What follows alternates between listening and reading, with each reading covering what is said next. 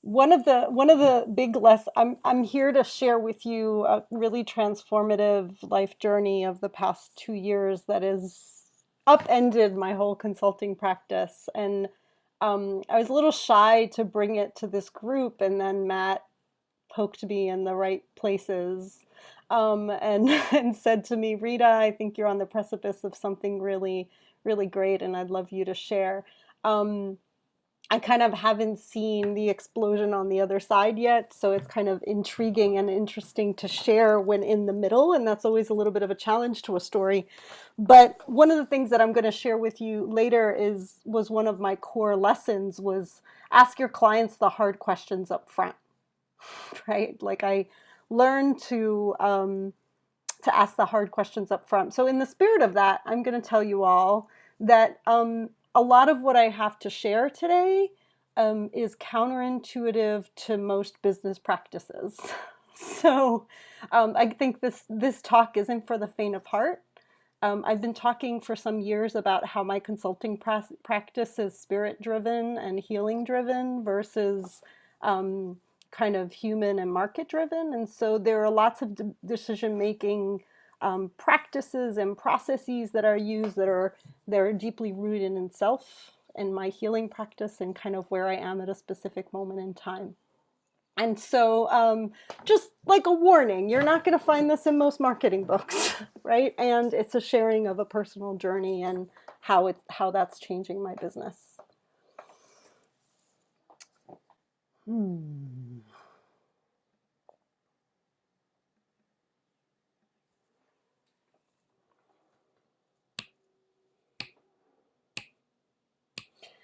Femine, femine, kayata lutabaku.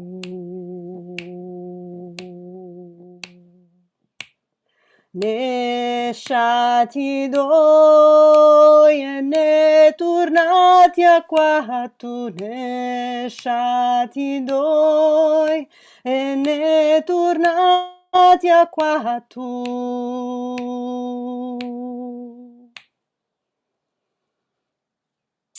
That song is a very ancient Italian Southern work song. And it always helps me connect with my ancestors because I come from a long line of farmers, and I'm the first generation not raised on a farm in Italy.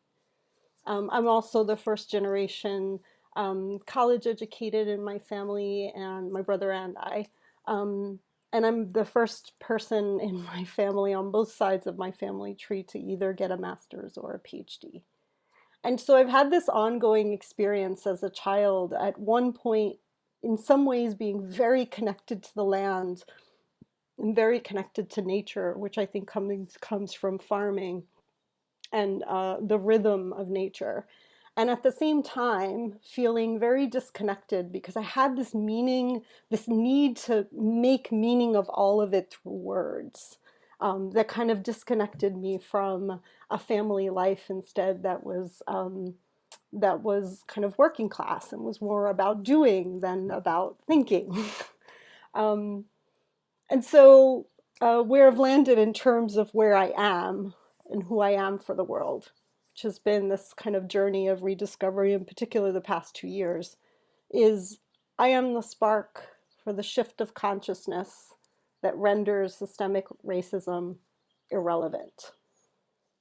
I am a spark for the shift of consciousness that renders systemic racism irrelevant. And in the process of this book has been born. And I'll give you, it's called Digging Up the Seeds of White Supremacy. It's on pre-order now. It's coming out on May 25th. And it's been a labor of love of the past 2 years, but it's grounded in 30 years of me studying systemic racism. And I'll give you little insights around that as we move along and how that kind of upended my um,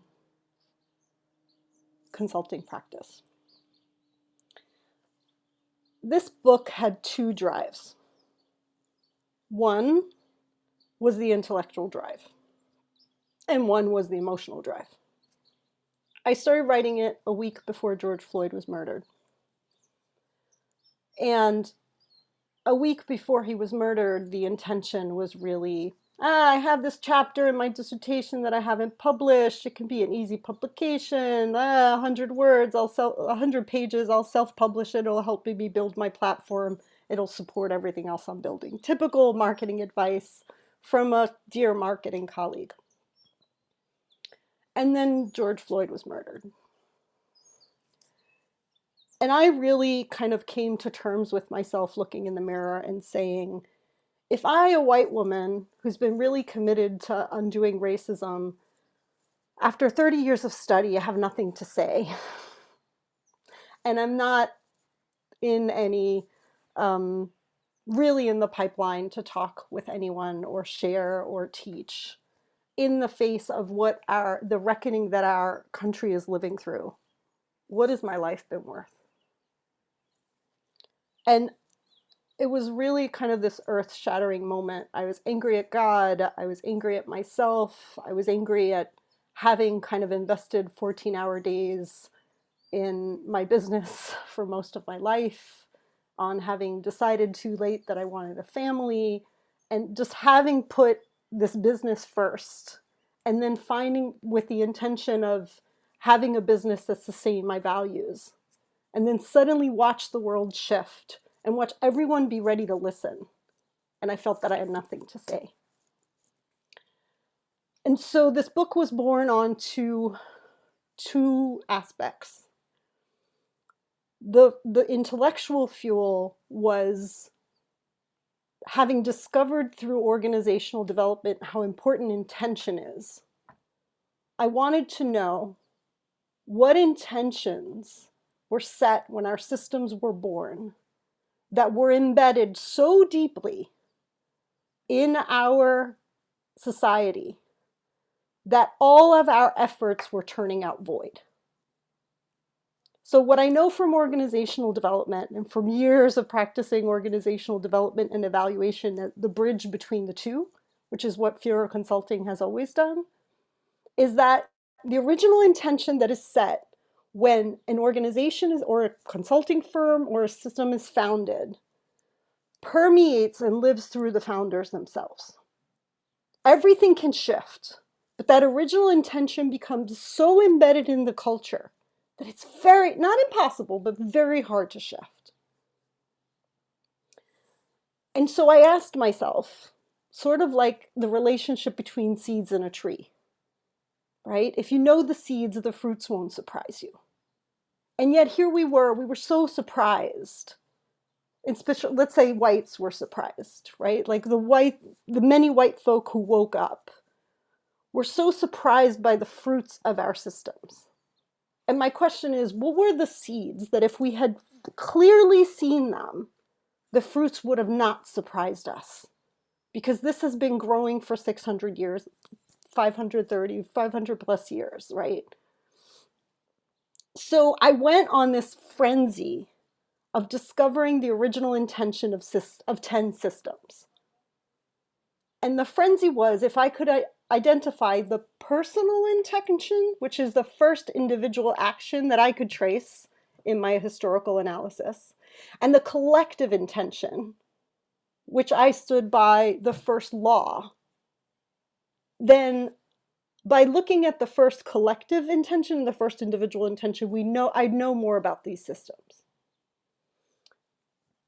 As I said, the emotional fuel of this became, what is it that I have to say in the face of the injustices of the world and in the face of what's happening in our country right now, right? Like, what is the worth of my life?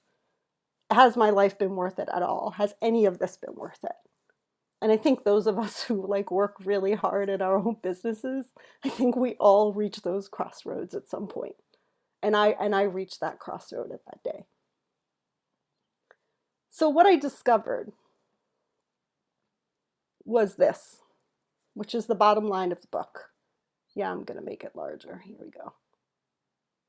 This is a graphic recording. It's the backbone structure of the book. What I discovered is that the seed that was embedded in all of our systems is fear. And in particular, 3 variations of fear: safety, control, and saviorism. And I would argue that from control were born the first systems, the economic, criminal justice, education, and immigration systems. From the need for safety were born the legal and health systems. And from saviorism were born the juvenile justice, the mental health, the welfare, and the child welfare systems. And in my analysis, what I discovered was that one of the mechanisms by which the system preserves itself is it does this thing, I coined this term called system splitting. Every time we try to change the system, what it does is it splits. Because according to our laws, we can prove discrimination is true only if we prove that the same human being or the same office discriminated. But if there are two separate offices handling the same issue, then you can no longer prove discrimination. So in fact, what our systems did is they split, and their split is mainly class, along class lines, although it plays out in racial ways as well. So in the child welfare system, there's a split between adoption and foster care. In the welfare system, between SSI and TANF. In the mental health, between private clinics or insurance. In the juvenile justice, between private and public. Immigration, people are treated differently, whether they're from Europe or the rest of the world. In education, there are different standards of education, whether it's private or public. In the economic system, you're treated differently based on whether you're philanthropy or corporate or fall under market and taxes. In the criminal justice system, we had at the same time the Bill of Rights being forged and slave codes being passed. In the legal system, on the family side, there's family law if you lose custody to a partner, but there's dependency law if you lose custody to the state. And in the health system, depending on your profession, you'll end up in a system of insurance where you have a high quality care or free clinics. So basically the whole system is designed for poor people to have a radically different experience than rich folk. And along with the class lines come the racial lines. Not because all Black folk are poor, but because race is the way that this structure gets reinforced.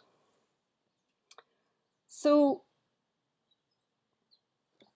deep breath. Seeing this tree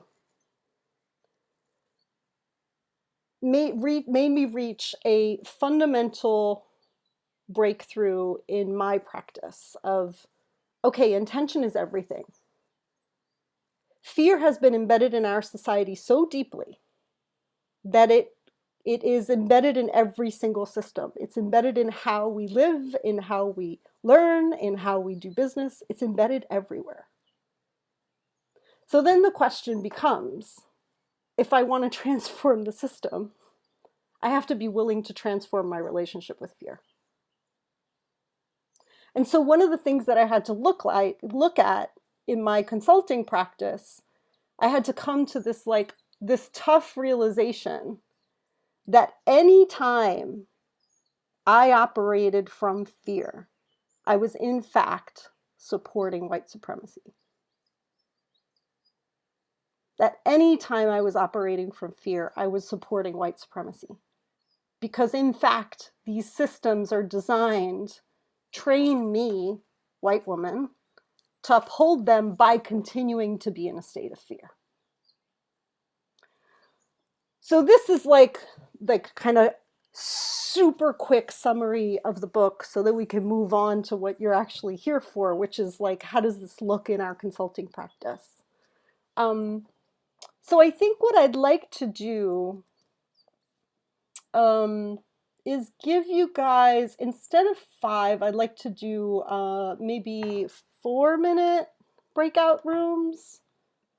And I'd just like you to focus on what is the intention that you set when you created your business? What was the intention for you starting out in your independent consulting? What was the intention for starting out in your business? And Matt, can you organize? I didn't actually, I reached out to you to know if you could do this. Can you do this? Yep, sure can. Did Okay, you great. want two people in a room? Yes, please. Okay, and so we've got 24, so I'll create 12 rooms, but I'll make 11 rooms and then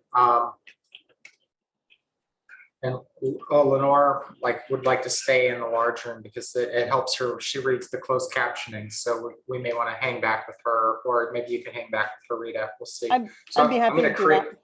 All right, I'm going to go ahead and create this, and people will head out to their spaces. Sounds great. Michael Bradley, I'm going to move you to another room because you're assigned to be with Rita, and she's going to stay here. Okay. Oops. Did I press the wrong thing or did I? I think Okay. you're okay. Okay, great. I'm going to pause.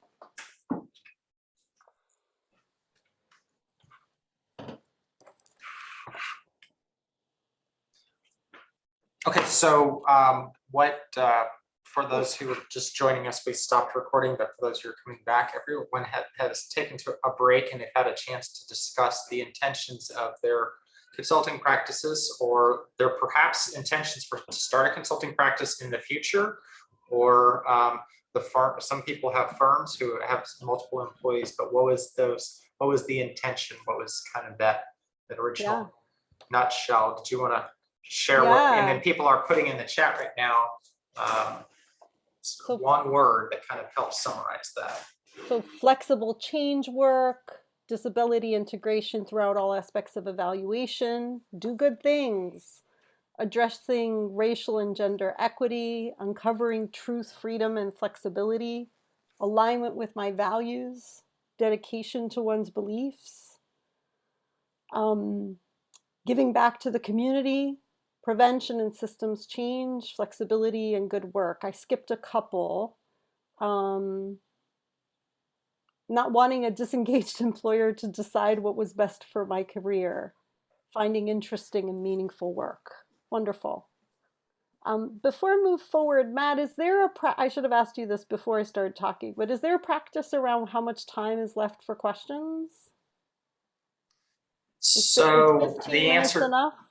yeah, I think that's fine. Okay. Everybody seems to cut when they co-host, when they guest host, they operate however they like, and we roll with the Okay. topic and the interests. So yeah, typically people speak and present for 15 to 25 minutes, and then we talk. And we have questions for the remainder of the hour, but I've had people come on and present the entire time. I've had people come on and just go directly into group work. So we've seen Okay. everything in between. All right. Fabulous. Thank you, Matt. So the quick and dirty version of my story is that one of the first memory that I have about racism is being 5 years old under the table at a family dinner, um, and just feeling and sensing a discomfort in my stomach, and just hearing like a voice in my head said, "This is wrong," right? Like knowing deeply, clearly connected, this is wrong. There's something wrong about how this person is talking about Black folk. There's something wrong. I know people who look like the way he's talking. There's hate in his voice. There's anger. I didn't have really all those words either. I just knew this is wrong. And I argue that as white folk, we actually know as children, right, what hatred and racism looks like and feels like, and then we get educated out of it, right? We get taught to not rock the boat, we get taught to be nice, we get taught to not oppose, and by getting taught that, we get told to uphold the system. So I made a decision early on, not quite at 5, a little later at 19, that undoing racism and anti-racism work was going to be core of my practice. And when I started my consulting firm, Fierro Consulting, in 2008, these were my intentions: working in alignment with my values, financial independence, and freedom. Um, and with these, I feel like I've worked on great projects. I've been very selective on the projects that I've worked on, but for years, what I did was I worked in total emergence. I did not have a business plan. I just kind of every year did reflective practice on who were my clients and who were my best clients from year to year, and just reoriented from year to year on what kind of clients I wanted next. And this got me at a fairly good place. I'd been financially independent for the whatever that was, 17, 18 years that it to get to 2020. But I was working 14-hour days, right? So at this point, I have like two businesses. I have a grassroots organizing business and a social responsible business and Fierro Consulting. I'm also writing a book on the side that I've been writing for 20 years that is based on my dissertation work with mothers who lost their children out of foster care. So I'm basically juggling three, depending on how you calculate, 4 jobs at the same time, doing work that moves my heart, but 14-hour days, and it's unsustainable. My Reiki teacher taught me empty your cup, right? At some point, if you want new things in your life, you have to empty what's there to create space for the new, right? The water's just not going to fit anymore. Well, clearly I had failed at emptying my cup, and 2020 decided in the week of the COVID lockdown, I lost 2 training programs that I'd organized, self-organized myself because of course COVID, and then I had 3 contracts being signed in legal offices. It was just all was missing was the signature. They had taken 6 months to attain. It was about 150K in business for the whole year, and all 3 of people just declined to sign. So I'm at a like facing myself moment. And that's kind of how this book was born, from this facing myself moment, this groundbreaking, holy moly, what do I do now? So one of the things I got clear about in the process of the book is that our basic needs, right, are safety, belonging, and dignity. I didn't make these up. They come from Politics of Trauma, which is a fabulous book on somatics and overcoming and social justice. That if you look at how our society is structured, it's structured on the assumption that the needs of whites, safety, belonging, and dignity, can only be met at the expense of the needs of folks of color. If you look at the premises of all of our systems, it's a us versus against them. And scarcity, superiority, superiority, and blindness are the ways in which this wall is preserved. So anytime that we're in scarcity, in separation, or we're blindness, we're ignoring this picture, or we feel superior, we're maintaining this wall. Because what we're saying is that my needs are more important than yours, and I'm going to get my need met at the expense of you. And all colonial societies were based on this because, and I argue this, but this is kind of a spin-off, different conversation. I argue that all colonial societies are set in white male trauma, which is the trauma that white men were holding when they decided to go and wreak havoc and colonize the rest of the world. In Native societies, this is not an assumption. So Native societies were actually organized on the principle, I argue, that if we took care of the land, so we tended to the safety, belonging, and dignity of the land, and we tended to the safety, belonging, and dignity of the community, then the safety, belonging, and dignity of human beings would also be met. So in that assumption, everything was structured differently because it wasn't this constant us versus them. So what would, if my question for society from this book is, what would a society organized around love and connection? So right now, the organizing principle of our society is fear. Then on the consulting side, the question is, what would a business organized around trust, love, and connection look like? So we get really disempowered and really pissed off at systems. And the biggest thing that upholds the systems are us and our culture. So as long as we're in this constant state of fear, as long as I am in this constant state of fear, I'm upholding it. And the way change happens is actually from the inside out. And so self, this image, this framework comes from regenerative practice, 3 lines of work. If I shift internally, the teams I belong to shift, the world can shift, or the larger community can shift, right? So how do I cultivate more of me? And so there was one more image here, which kind of lost itself, I think. Well, that's okay. I'll let that go. Um, if you think so, one of the things that this practice had to shake up in my consulting practice is, how do I build more of me? If I want more love in the world, how do I build more love for me? If I want more joy in the world, how do I build more joy for me? If I want more ease, how do I build more ease for me? I wasn't working 14 hours so that the rest of the world could work 14 hours. But if I'm working 14 hours and I'm stressed, in a constant state of stress, then I bring a constant state of stress to every single client meeting I have. And so how do I be more connected to my body, to my land, which is why I sang the song to you guys in the beginning, right? To my ancestors, to my history, and to my community. Like, how do I create a sense of connection that brings this full well-being that then I bring to every single organization that I work with? So when I set that as a goal, what I discovered is I came up with what I think is, I'm now calling the Bermuda Triangle of fear in consulting practice, right? Money, time, and reputation. Like, these are the places I feel like in my consulting practice that I'm constantly challenged. And I'm not here to tell you that I've gotten this all right and that, like, I no longer ever have fear. No, absolutely not.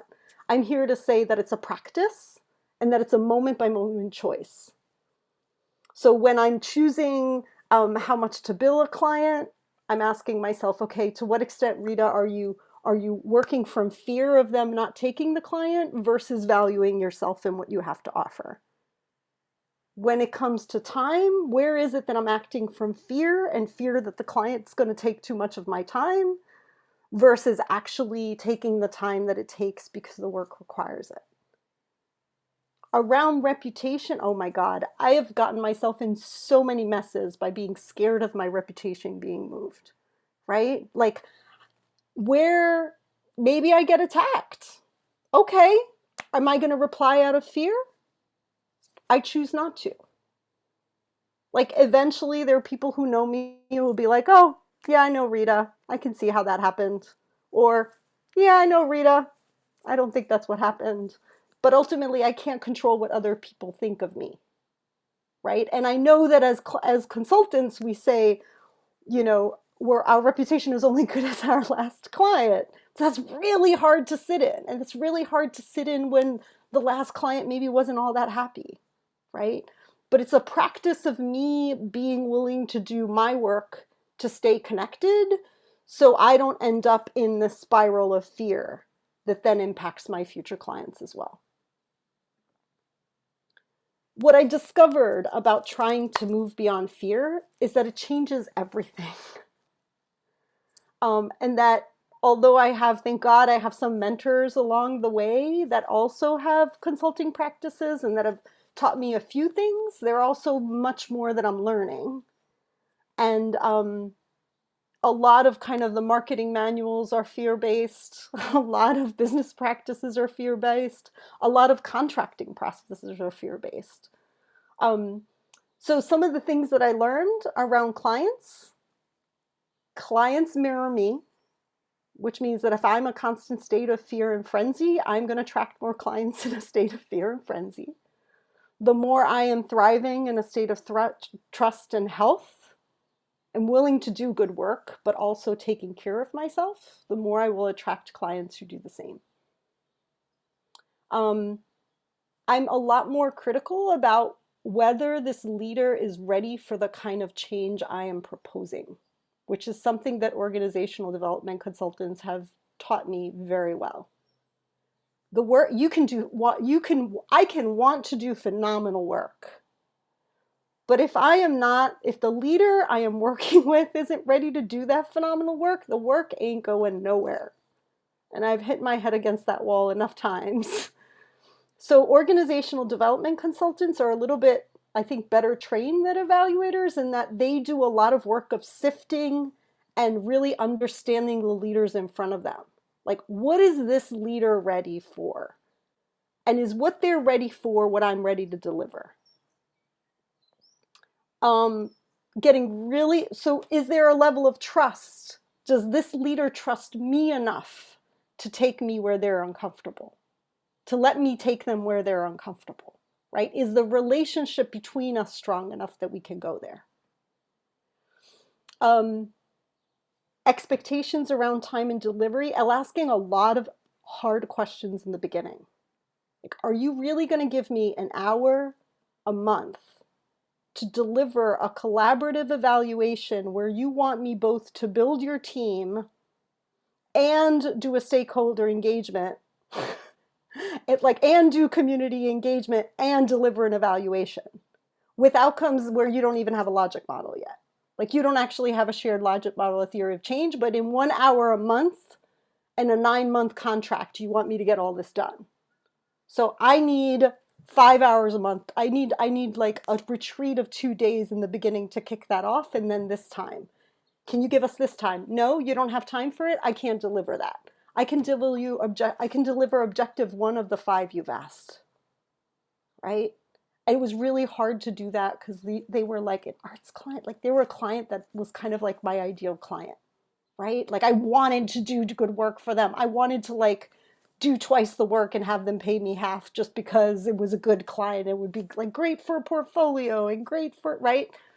And part of what I've learned is to not get carried away in that. Just what are they ready for and what are they willing to give? And this also turned out to be the first client I said no to community engagement on because they actually weren't ready for that. And so similar mirroring happens within the team. If I'm in a state of stress, my team's going to be in a constant state of stress. Do we have the passion, the interest, and the buffer space to walk this work with confidence? To walk from what our commitment is and what our intention is, as opposed to fear, right? And asking the hard questions up front. I'm learning a lot about contracting. Like, how does contracting work when the foundation is trust? I'm redoing all my contracts for this reason. And again, the question we talked about before around timing is also based on trust. Because depending on where the trust levels are, the timing shifts. And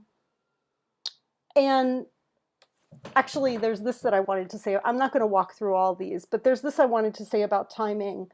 I got present to the fact that short contracts impact trust. Because if I have to go through a negotiation process with a client every year, there's a part of the time that we're engaging that is around money. And that shifts the dynamic. If I have a 3-year contract, then we don't have to talk about money for 3 years. It means if I have a 3-year contract, it means that you trust me to steward you this amount of time. But there's a lull in the relationship in the negotiation process. It shifts because the client is likely to go into a state of fear when they have to deal with money because they're thinking about their board and their budget and so on and so forth, right? So what I'm present to is that every time there's a money negotiation, there's a lull of fear in the relationship. And then it bumps up at the beginning of the contract and then it lulls again. So where do those lulls happen? Where in the project cycle are they happening? Like, getting really clear about where's fear happening, not only for us, but for others. And needless to say, this process brought me to understanding like my niche probably more clearly than I ever have before. So Fierro Consulting is working with Trailblazers who are birthing a new way, right? It's like we're really committed to finding, kind of helping people coalesce their models and their programs when they're super innovative and trying to create something new. Is part of what we do best is to support people like this is who you need to be and this is what your internal culture needs to be for you to produce these results. And I've created so much more space in my calendar than I ever have had before. I actually use a structure of a 1 week of meetings and 1 week without meetings. Of course, stuff still gets on there, but 1 week is reading, writing, and resting, and the next week is all meetings. Not all meetings, but predominantly meetings. And what that does is it gives me space to digest and process, but also rest everything else that's happening. I'm going to stop there. Actually, so I think the question I want to leave you with the same question that I asked earlier, which is, what would a consulting practice rooted in trust, connection, and love look like for you? What would it look like for you to have trust at the core? And what would it look like for you to cultivate who you are and what you're passionate about in the world so much that it just starts oozing from every pore? And so the products aren't you going to a library and just kind of writing stuff down. It comes from your fun time. It comes from your downtime. It just overflows. Great to be with you all.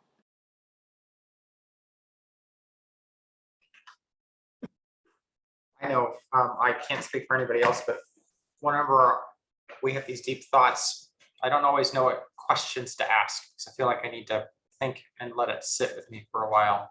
So I don't have an immediate question for you, Rita. So I'm still thinking on That's these okay, on these Matt. ideas.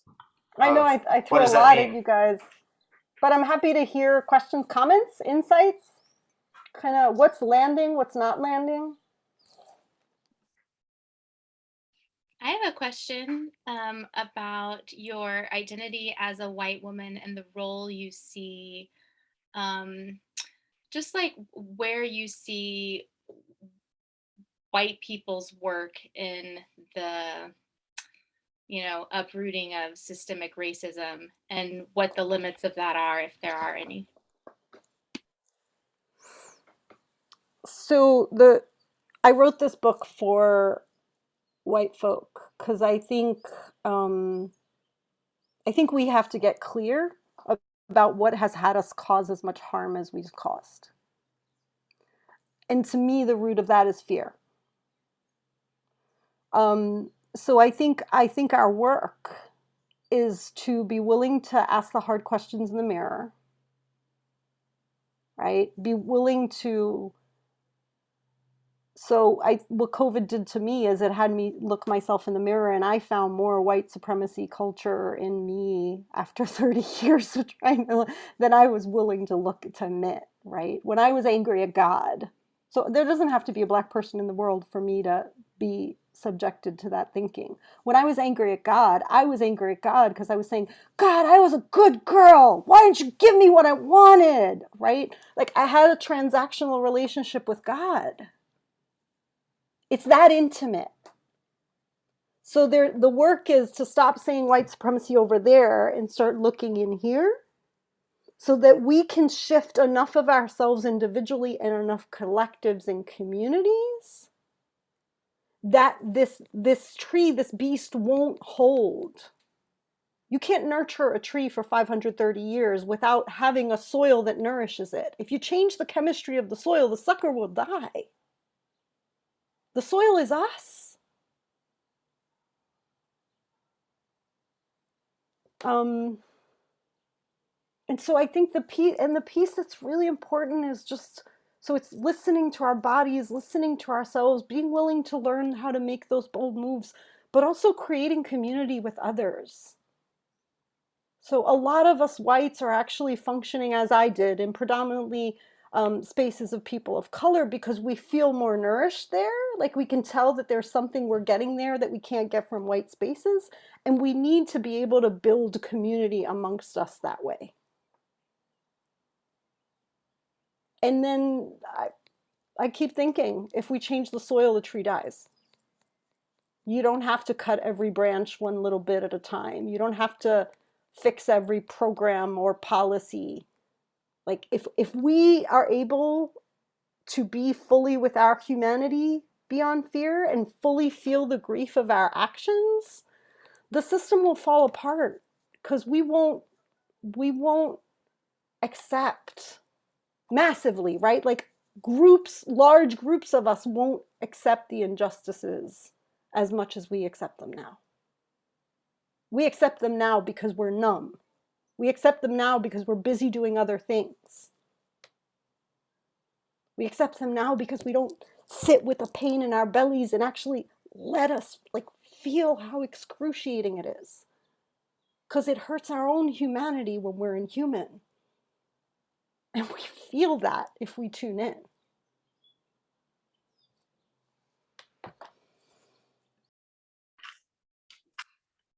Well, we're at 5 minutes before the hour.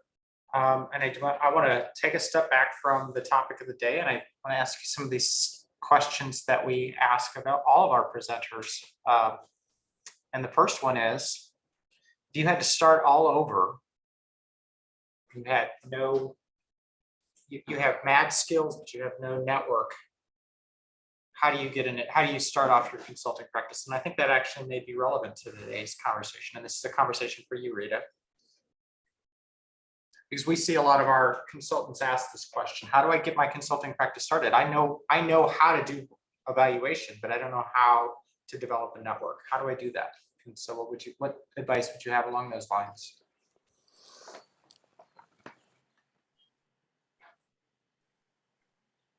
If you have no network, you have no community.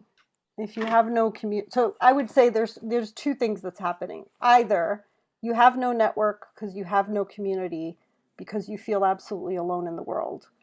And if you feel absolutely alone in your world, my advice would be go get some healing and come back to evaluation later. Because when we're evaluating, what we're doing is we're taking people's babies, right? Like people who create projects, invest 30, 50 years of their life and know-how to create this thing. And then we come in and we're like super like, oh, that doesn't work, right? We can become very directive and not hold it with the preciousness of what it is for that program leader. And if we don't hold it precious, the program leader can't trust us because it's literally like I'm giving you my baby and you're not handling it with care. And I would argue if you have no network and no community, then you haven't been handled with care. And I would like you to go get some healing for that. There are lots of people and networks that can support you so that you experience having a community that handles you with care. And then once you have a community that handles you with care, then your community is your network. So I think people who often say they have no network isn't actually because they don't have a network. It's that they don't recognize the network they have, which is a different issue. So if they don't recognize the network they have, perhaps it's because they're not actually sharing with their network what they do. And so then the personal work to be done there is to heal enough to be bolder, like to have your voice be bolder out in the world so you can share it with the networks you already have. Because ultimately, your evaluation work is going to come from the people you know. Because trust is the biggest sell. Evaluation is intimidating. A lot of people have had bad experiences with it. The people who trust you will ultimately trust you to handle their creation. So when I say like work your current network, I would say look at who you already have in your network and discover what is keeping you away. And if you need a coach, get a coach. If you need a therapist, get a therapist. Like, get the support you need to remove the barriers to you actually activating your network. And if you're really new city, starting over, don't know anything, I would say, you know, screw evaluation, spend a month discovering your field and go talk with people from organizations that are the kind of organizations you want to evaluate.